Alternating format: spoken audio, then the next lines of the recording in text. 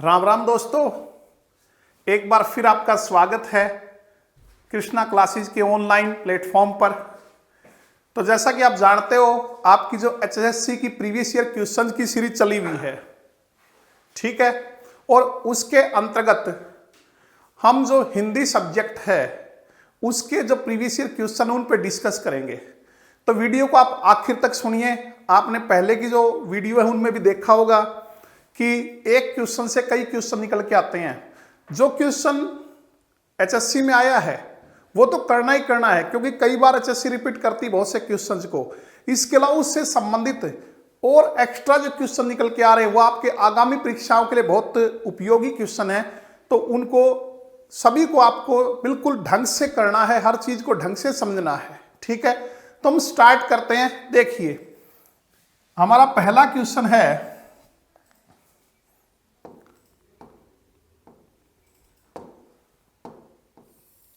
ये जो क्वेश्चन है आपका,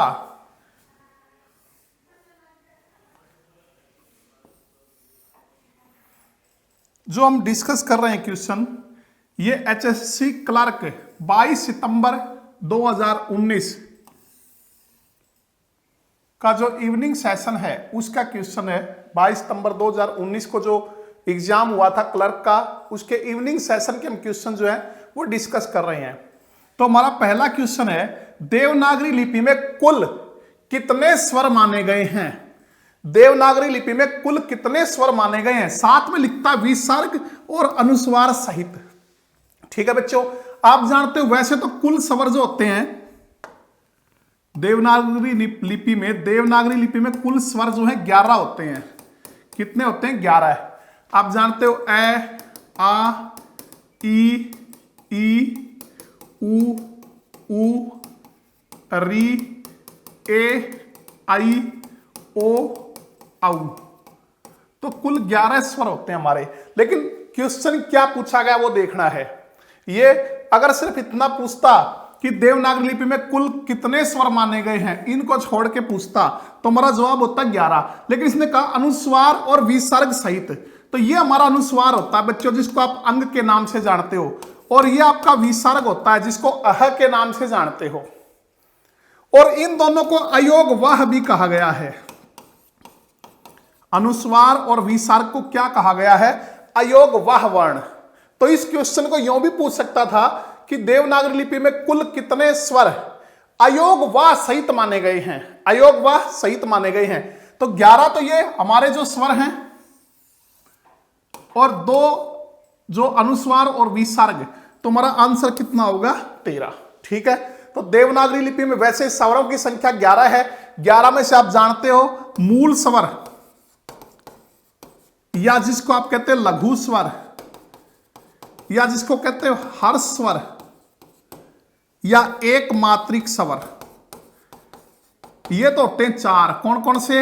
ए, ई, उ और री। ये जो 4 हैं, ए, ई, उ, री, इनको मूल स्वर कहा गया। मूल स्वर कितने हैं? 4। इनको लघु स्वर भी कह देते हैं, इनको हर्ष भी कह देते हैं, और इनको एक मात्रिक, क्योंकि एक मात्रा का समय लगता है।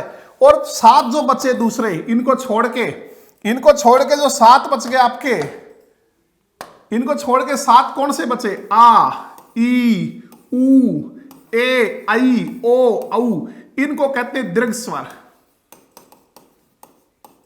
या इनको दूसरा नाम इनका द्विमात्रिक स्वर। 2 मात्राओं का समय लगता है, द्विमात्रिक स्वर। या गुरु स्वर, लघु का विलोम क्या होता है? गुरु। ये लघु है, वो गुरु है। तो 4 मूल स्वर हैं, 11 दीर्घ स्वर हैं। तो 4 आपके जो मूल स्वर हैं, 7 आपके दीर्घ स्वर हैं। तो स्वरों की संख्या वैसे होती है 11। लेकिन ध्यान देना कि एग्जाम में क्या पूछा है? विसर्ग और अनुस्वार सहित। तो एक विसर्ग जिसको आप अह कहते हो, और एक अनुस्वार जिसको आप अंग कहते हो। तो इन समेत संख्या कितनी हो गई? 13, ठीक है। तो इनको अयोग वाह भी कह देते हैं। तो कहीं एग्जाम में यूं ही पूछ सकता है कि अयोग वाह सहित स्वरों की संख्या कितनी है, ठीक है। क्लियर। नेक्स्ट क्वेश्चन पे चलते हैं। अगला हमारा क्वेश्चन है ये, इसमें क्या कह रहा है कि जोड़कर लिखिए, मतलब मिलान करना है। ये आपके कारक दिए हुए हैं। कारक आप जानते हो 8 होते हैं, कर्ता, कर्म, कर्ण, संप्रदान, अपादान, संबंध, अधिकरण, संबोधन। और ये इनकी विभक्तियां दी हुई, विभक्ति चिन्ह या कारक चिन्ह भी यही नाम होता है, विभक्ति चिन्ह कह लो या कारक चिन्ह या परसर्ग भी कह देते हैं। तो इनका मिलान करना है। आप जानते हो कर्ता, कर्ता का क्या होता है? ने। क्रम, कर्म का होता है को। कर्ण का होता है से। और अधिकरण में और पर।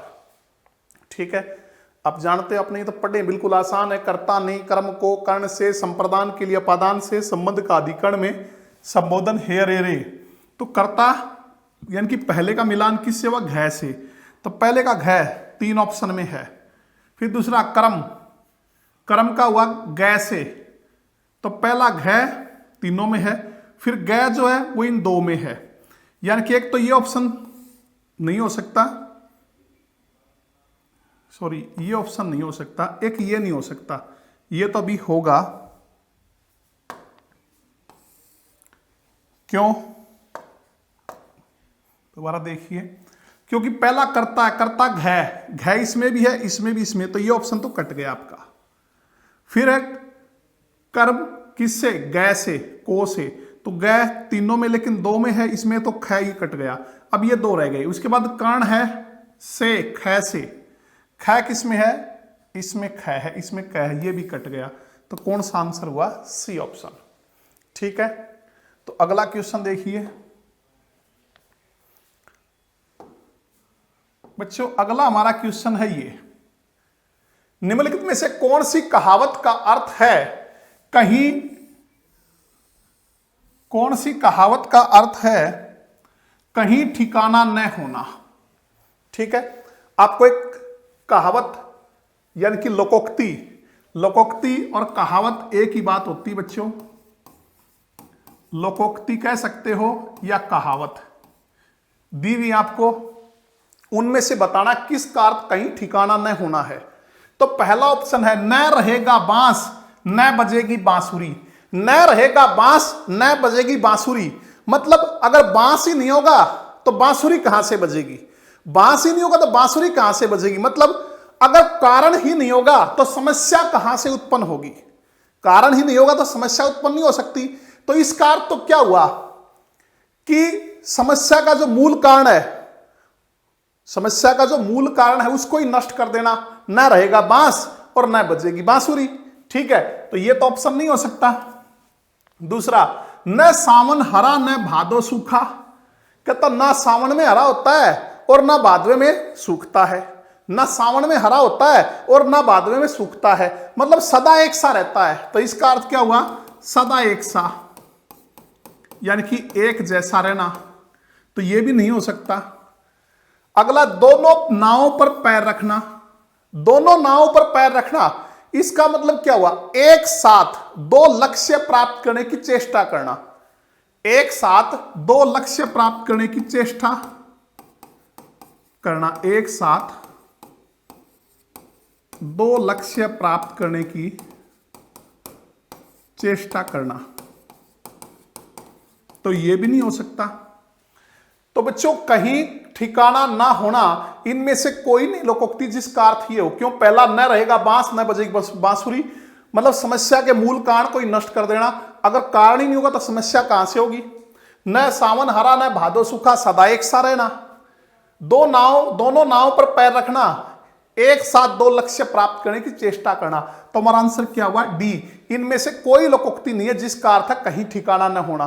तो बच्चों, ये किसका अर्थ होता है? किस लोकोक्ति का अर्थ होता है? ये होता है, धोबी का कुत्ता न घर का न घाट का। धोबी का कुत्ता न घर का न घाट का। ठीक है, तो इसका अर्थ होता कहीं ठिकाना न होना। हो जाएगा। अगले पे चलते हैं। नेक्स्ट क्वेश्चन देखिए बच्चों। अगला क्वेश्चन है हमारा ये कि निम्नलिखित में से कौन सा बहुवचन रूप अशुद्ध है? क्या हमारा क्वेश्चन, ये क्वेश्चन देखिए कि निम्नलिखित में से कौन सा बहुवचन रूप अशुद्ध है। इनमें से आपको 4 ऑप्शन दिए हुए हैं, बहुवचन बनाना है आपको, और कौन सा वो अशुद्ध है वो हम देखते हैं। तो सबसे पहले पुस्तकें, ये सही है बच्चों, पुस्तकें सही है। पुस्तकें सही क्यों है? क्योंकि पुस्तक का बहुवचन पुस्तकें ही बनेगा। पुस्तक का बहुवचन क्या बनेगा? पुस्तकें। हमारा नियम क्या होता है? नियम होता है अगर शब्द हमारा स्त्रीवाचक है, शब्द क्या है? स्त्रीवाचक है, और अकारांत है। पहली बात ये स्त्रीवाचक है, पुस्तक स्त्रीलिंग होता है। दूसरा अकारांत, अकारांत वो होते हैं बच्चों जो ऐ से समाप्त होते हैं। तो कै में क्या है? ऐ, पुस्तक, ऐ की ध्वनि है। आ से समाप्त हो आकारांत, आ से समाप्त हो आकारांत, जैसे कहीं घोड़ा, तो ये आकारांत है। ई से समाप्त हो छोटी से तो इकारांत, जैसे लिपि। बड़ी से ईकारांत, जैसे हम ये कहते हैं नदी, लड़की। ऊ से समाप्त हो उकारांत। तो इस प्रकार होते हैं। अगर शब्द हमारा स्त्रीवाचक है और अकारांत है तो उसका बहुवचन बनाते वक्त हम क्या लगाते हैं? ए। ए मतलब ए की मात्रा और साथ में अनुस्वार। ए की मात्रा और साथ में अनुस्वार। ए की मात्रा ये होती बच्चों और साथ में अनुस्वार। तो पुस्तक, पुस्तकें। जैसे किताब स्त्रीवाचक है, अकारांत है, तो क्या बना? किताबें। ठीक है। जैसे भेड़ स्त्रीवाचक है, अकारांत है, क्या बड़ा? भेड़ें। ठीक है, इस प्रकार। तो ये तो सही है पुस्तकें।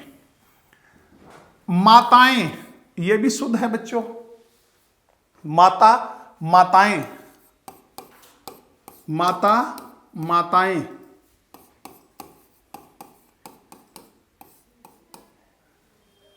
इसमें क्या नियम होता है? अगर स्त्रीवाचक शब्द हो, आकारांत हो, अंत में आ हो, या ऊ या ऊ हो, तो हम ए का प्रयोग करते हैं। किसका? इस ए का प्रयोग करते हैं। ठीक है। जैसे बच्चों हम कहें अध्यापिका, अध्यापिका, तो अध्यापिका स्त्रीवाचक है, आकारांत है, तो ए लगा देते हैं, अध्यापिकाएं। माता, माताएं। ठीक है। हाँ, ये ध्यान रखना अगर अंत में ऊ हो, क्या हो अंत में? ऊ, दीर्घ ऊ, मतलब बड़ा ऊ हो, तो जो ए हम लगाएंगे उससे पहले ये छोटा ऊ हो जाएगा। जैसे वधू, तो ए लगाएंगे तो इससे पहले छोटा हो जाएगा वधुएं। जैसे बहू, तो क्या हो जाएगा? बहुएं। आई बात समझ में? मतलब एक नियम तो ये पढ़ा, स्त्रीवाचक हो, अकारांत हो, अंत में ए की ध्वनि हो, तो ए जो है लगाते हम इस रूप में, मात्रा के रूप में, मात्रा और अनुस्वार से। पुस्तक, पुस्तकें, किताब, किताबें, भेड़, भेड़ें, इस प्रकार। लेकिन अगर आकारांत हो, उकारांत या ऊकारांत हो, स्त्रीवाचक हो, और आ अंत में आ की ध्वनि ऊ की या ऊ की हो, तो इस प्रकार ए लगाते हैं। ठीक है। ए के ऊपर चंद्र बिंदु से माता, माताएं, अध्यापिका, अध्यापिकाएं। लेकिन बच्चों इसमें ध्यान रखना, अगर अंत में दीर्घ ऊ है तो ए लगाने से पहले वो हर्ष ऊ हो जाता है, छोटा हो जाता है, बधु, बहु। जैसे एक शब्द और होता है धेनु, तो क्या बनता है? धेनुएं हो जाएगा। अच्छा, तो ये भी सही है। इसके बाद गुड़िया, ये भी सही है। अगर अंत में या हो, या स्त्रीवाचक शब्द हो, शब्द क्या हो? स्त्रीवाचक, और अंत में या हो, तो उसका बहुवचन बनाते वक्त या कर देते हैं। क्या कर देते हैं? या। जैसे शब्द हमारा गुड़िया, तो क्या बनता है? गुड़िया। जैसे शब्द डिबिया, तो बहुवचन क्या बनता है? डिबिया। जैसे शब्द है चिड़िया,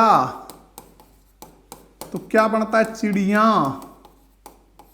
लेकिन बच्चों यहां एक चीज ध्यान रखना, शब्द हमारा भेड़िया, भेड़िया, तो हम यो नहीं करेंगे भेड़िया, गलत। क्यों? क्योंकि हम कह रहे हैं स्त्रीवाचक होने चाहिए, अंत में या हो और क्या हो, स्त्रीवाचक हो। ये स्त्रीवाचक नहीं है, ये पुरुषवाचक है, या हम कह सकते हैं पुल्लिंग है। तो या हो स्त्रीवाचक हो तो यहां लगाते हैं गुड़िया गुड़िया, डिबिया डिबिया, चिड़िया चिड़िया, बुढ़िया बुढ़िया, चूहिया चूहिया। लेकिन भेड़िया ये क्या है, ये पुल्लिंग है। इसी प्रकार एक शब्द है रुपया, तो ये कैसे बनेंगे, ये यूं बनेगा भेड़िए और रुपए। क्यों? क्योंकि इनका भी नियम होता है कि अंत में अगर वो पुल्लिंग हो और आ हो तो हम ए लगाते हैं, ए की मात्रा लग जाती है। जैसे घोड़ा, आपने देखा घोड़ा आकारांत है, आ है अंत में, पुल्लिंग है, तो ए की मात्रा हो जाती घोड़े। ठीक है। जैसे लड़का, लड़का आकारांत है और क्या है, पुल्लिंग है, तो लड़के, ए की मात्रा लगती है। तो उसी नियम से बढ़िया भेड़िया भेड़िए, रुपया रुपए, रुपया रुपए। ठीक है। तो बच्चों ये भी सही है, पुस्तकें माताएं भी सही है और गुड़िया भी सही है। तो गलत क्या हुआ, काके, ये हमारा आंसर हुआ। क्यों हुआ गलत? क्योंकि ये जो रिलेशन होते हैं, रिलेशन जैसे काका, चाचा, दादा, नाना, पिता, ये जो हमारे रिलेशन होते हैं इनके बहुवचन रूप नहीं बनते, इनके बहुवचन रूप नहीं बनते। तो काका का काके अशुद्ध है। ठीक है, ये ध्यान रखना। तो अगले क्वेश्चन पे चलते हैं बच्चों। अगला हमारा क्वेश्चन है, ये देखिए क्या कहता, घी शब्द का प्रयोग किस लिंग में होता है। घी शब्द का प्रयोग किस लिंग में होता है? तो घी बच्चों पुल्लिंग है। घी क्या है, पुल्लिंग है। तो यह एक विशेष रूप से एक बात ध्यान रखनी है आपको। क्या ध्यान रखना है कि मोस्टली जो ईकारांत शब्द होते हैं, ईकारांत, ईकारांत वो स्त्रीलिंग होते हैं। मोस्टली ईकारांत शब्द स्त्रीलिंग होते हैं। ठीक है। ईकारांत जिसके अंत में बड़ी हो, जैसे नदी, जैसे लड़की, जैसे स्त्री, नारी, दवाई, ये क्या सारे ईकारांत हैं, अंत में बड़ी की मात्रा है या बड़ी ई है। तो ईकारांत शब्द प्राय क्या होते हैं, स्त्रीलिंग, प्राय ज्यादातर स्त्रीलिंग होते हैं। लेकिन बच्चों घी, पानी, दही, हाथी, जी, ये पुल्लिंग है। ये क्या है, पुल्लिंग है। वैसे तो मोस्टली ईकारांत शब्द जो आपके ईकारांत जो ई से समाप्त हो वो क्या होते हैं, स्त्रीलिंग। से नदी है, लड़की है, स्त्री है, नारी है, दवाई है।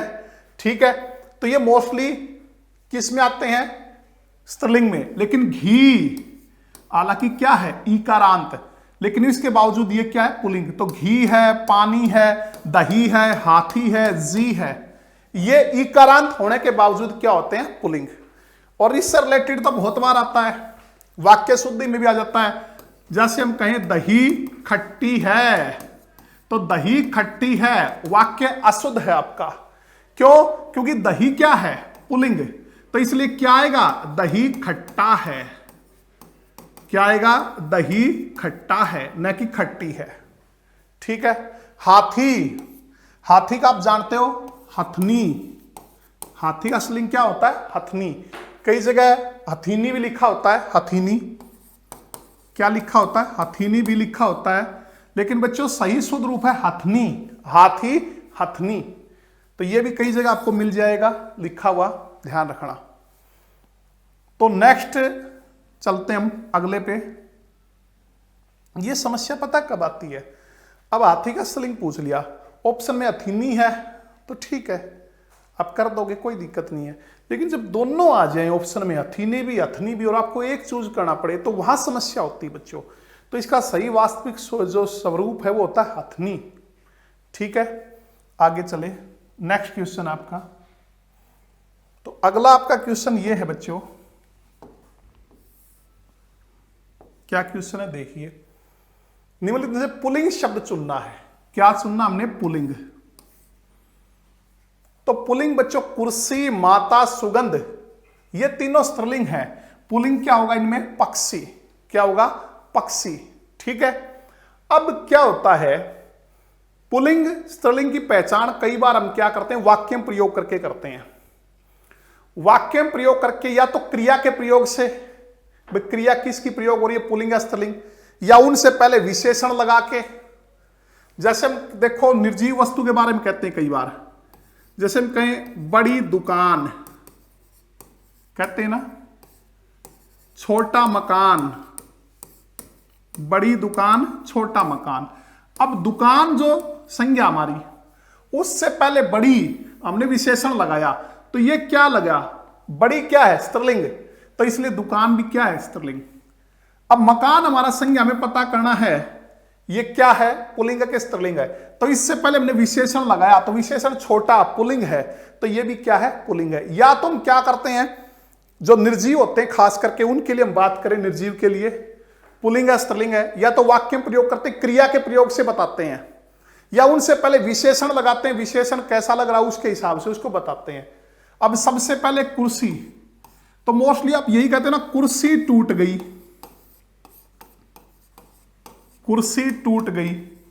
कभी ये तो लिखते ना कुर्सी टूट गया, तो इसका मतलब कुर्सी क्या है? स्त्रीलिंग है। जैसे माता, माता, माता अपनी सभी संतानों से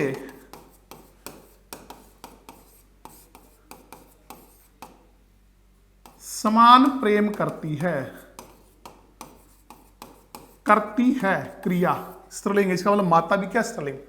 सुगंध की हम बात करें, सुगंध, तो हम कहते हैं जैसे उसकी सुगंध चारों ओर फैल गई, उसकी सुगंध चारों ओर फैल गई, तो गई स्त्रीवाचक क्रिया है, इसका मतलब ये सुगंध भी क्या है? स्त्रीलिंग। अब पक्षी को अगर हम वाक्य में प्रयोग करें, तो हम कहते हैं पक्षी उड़ रहा है, न कि उड़ रही है, तो ये पुल्लिंग है, तो इसका मतलब पक्षी भी क्या है? पुल्लिंग है। ठीक है बच्चों, पक्षी नित्य पुल्लिंग है, नित्य पुल्लिंग, एक शब्द है नित्य पुल्लिंग। तो इसके बारे में पढ़ लेते हैं, लगे हाथों, किसी न किसी एग्जाम में काम आ जाएगा। नित्य पुल्लिंग क्या होता है बच्चों? नित्य पुल्लिंग वो होते हैं जो सदैव पुल्लिंग में प्रयोग हों। कुछ शब्द ऐसे होते हैं जो सदैव पुल्लिंग में ही प्रयोग होते हैं, उनका स्त्रीलिंग नहीं बनता, उन्हें हम कहते हैं नित्य पुल्लिंग। जैसे पक्षी है, जैसे खरगोश है, जैसे मगरमच्छ है, जैसे बच्चों कौवा है, तोता है, इस तरह के जो शब्द हैं, मच्छर है, ये सदैव पुल्लिंग में ही प्रयोग होते हैं, तो ऐसे शब्दों को कहा गया नित्य पुल्लिंग। इनके स्त्रीलिंग नहीं होते। अगर इनका स्त्रीलिंग बढ़ना ही पड़ जाए तो हम उससे पहले मादा लगा के बनाते हैं। क्या शब्द से पहले? मादा शब्द से। मच्छर, मादा मच्छर। ठीक है, हम हमेशा ये कहते हैं ना, मादा एनाफ्लीज मच्छर, जिसे काटने से मलेरिया होता है, तो मच्छर का मछली नहीं होता, तो मादा मच्छर। मादा तोता, तोता का मैना नहीं होता बच्चों, कहते हैं ना तोता मैना की कहानी तो पुरानी हो गई, मैना अलग पक्षी है, तोता अलग है। मादा तोता। कौवा, मादा कौवा, कोयल नहीं होता, कोयल अलग पक्षी है। मगरमच्छ मादा मगरमच्छ, खरगोश मादा खरगोश, पक्षी मादा पक्षी। तो इस तरह के जो शब्द जो सदैव पुल्लिंग में प्रयोग होते हैं वो नित्य पुल्लिंग कहलाते हैं। अगर उनका स्त्रीलिंग बढ़ना पड़ जाए तो किस शब्द का इस्तेमाल करते हैं? मादा का। इसी प्रकार होते हैं हमारे नित्य स्त्रीलिंग। नित्य स्त्रीलिंग,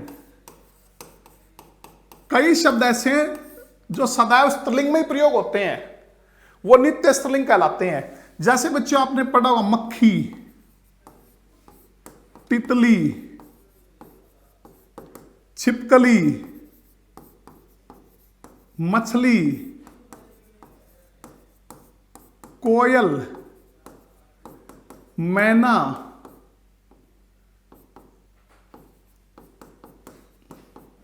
इस तरह के जो शब्द हैं ये सदैव स्त्रीलिंग में ही प्रयोग होते हैं, तो इन्हें कहते हैं नित्य स्त्रीलिंग।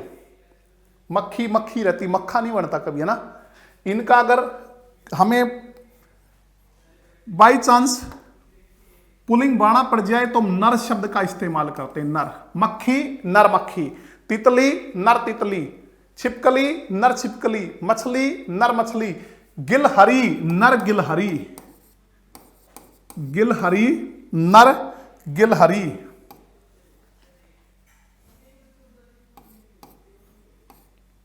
कोयल नर कोयल। मैंने वही बताया था कि कौवा अलग पक्षी है, कोयल अलग पक्षी है, ठीक है। तो उसका मादा कौवा बनेगा, इसका नर कोयल बनेगा। तोता अलग है, मैना अलग है, तो उसका मादा तोता स्त्रीलिंग, इसका पुल्लिंग नर मैना, ठीक है। क्लियर? तो आगे एग्जाम के लिए बहुत इंपॉर्टेंट है ये, ध्यान रखना। नेक्स्ट क्वेश्चन पे चलते हैं। अगला क्वेश्चन देखिए, ये हमारा अगला क्वेश्चन है, पदों का वह समूह। किसका समूह? पदों का। बच्चों पद जो है शब्द को ही कहते हैं। पद किसको कहते हैं? शब्द को। जैसे हम कहें एक शब्द है राम, ये एक शब्द है।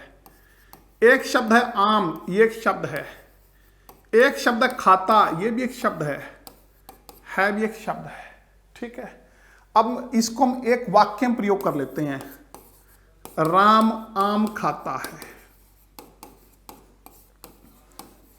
अब ये कहलाएंगे पद। राम एक पद है, आम एक पद है, खाता एक पद है एक पद है।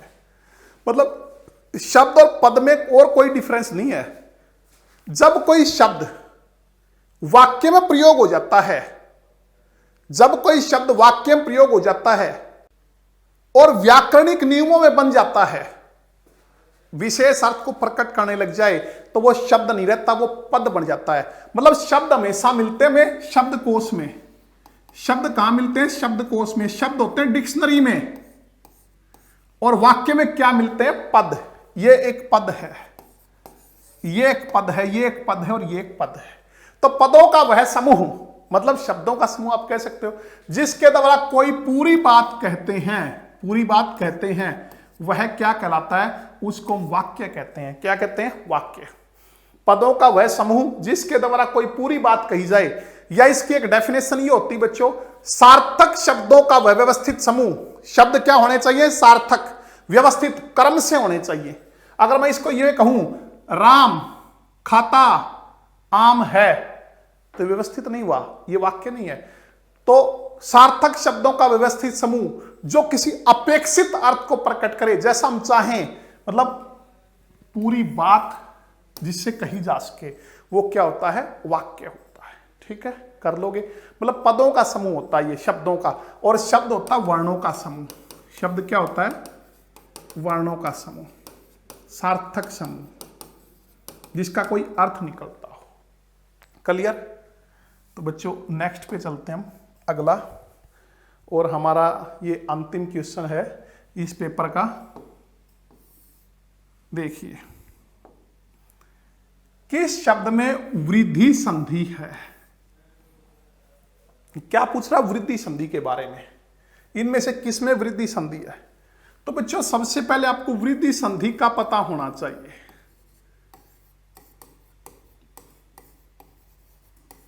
बच्चों जिसको नहीं आती संधि, कोई बात नहीं।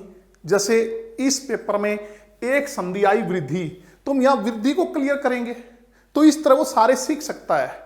तो ध्यान से सुनिए, आसान होती है संधि बिल्कुल। वृद्धि संधि होती है अगर ए या आ में ए या आई जोड़ दें तो आई बनता है। ए या आ में ए या आई जोड़ दिया जाए तो आई बनता है। और ए या आ में अगर ओ या औ जोड़ दिया जाए तो औ बनता है। और इसको कहते हैं वृद्धि। इसको क्या कहते हैं? वृद्धि। ठीक है।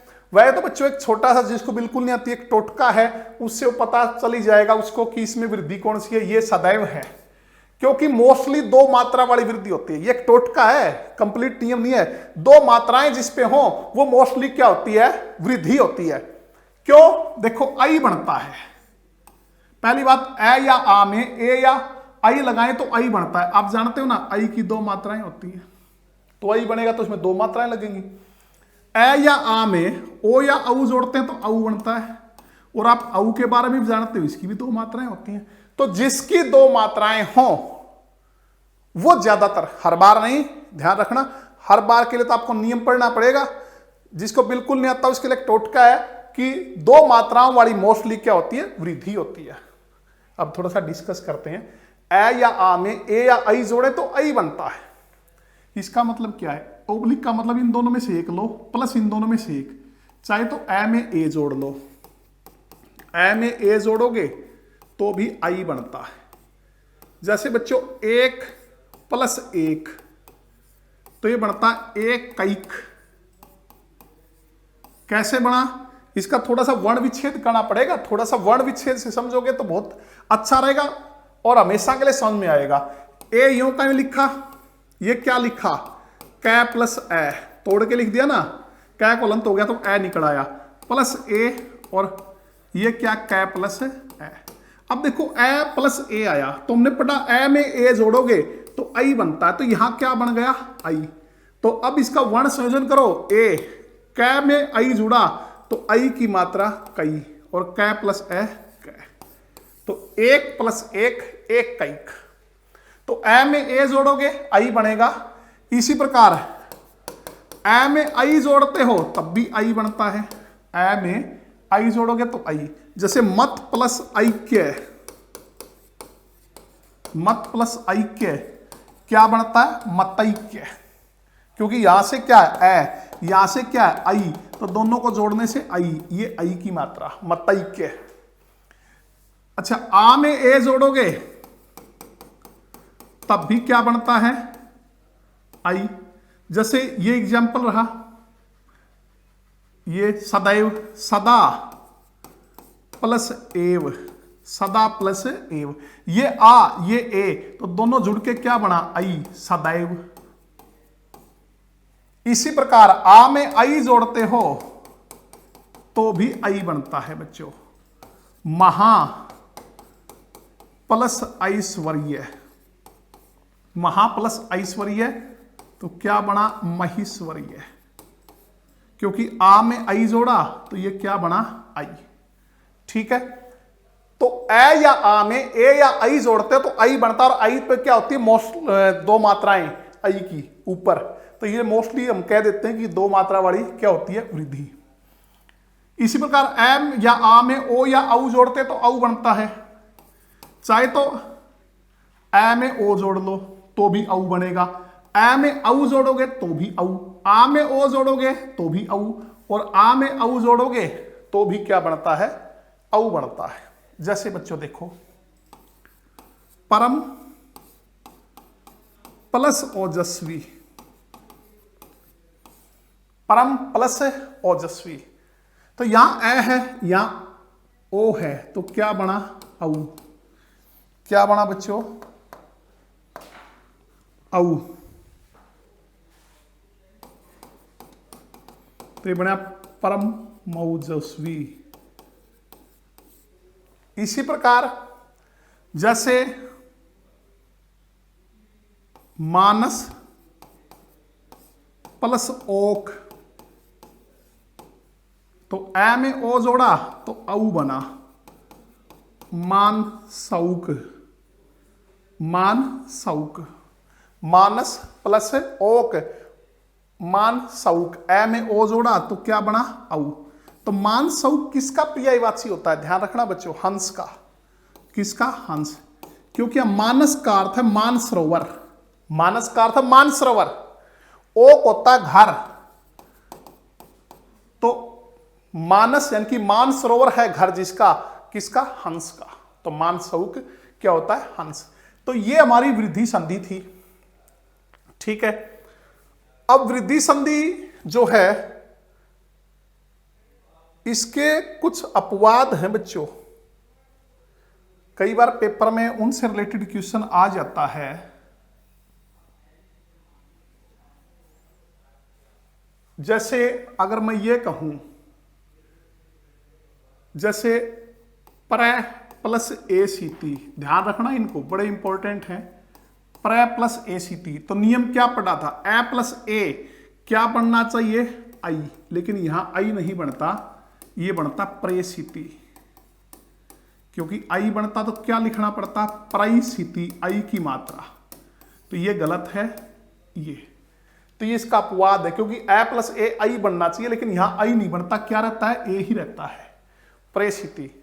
इसी प्रकार बच्चों अगर हम ये कहें कंठ प्लस ओष्ठ, कंठ प्लस ओष्ठ, तो नियम के हिसाब से कंठौष्ठ बनना चाहिए, क्योंकि ए प्लस ओ क्या बनना चाहिए, औ, लेकिन ये अशुद्ध है, क्या बनता है, कंठोष्ठ। तो ये क्या इसका अपवाद। इसी प्रकार दंत प्लस ओष्ठ अगर आप लिखोगे तो दंतौष्ठ नहीं बनेगा, क्या बनेगा, दंतौष्ठ। अधर प्लस ओष्ठ अगर लिखोगे तो वैसे तो क्या बनना चाहिए, औ, लेकिन ये औ नहीं बनेगा, ओ ही रहेगा, अधर प्लस ओष्ठ, अधरोष्ठ।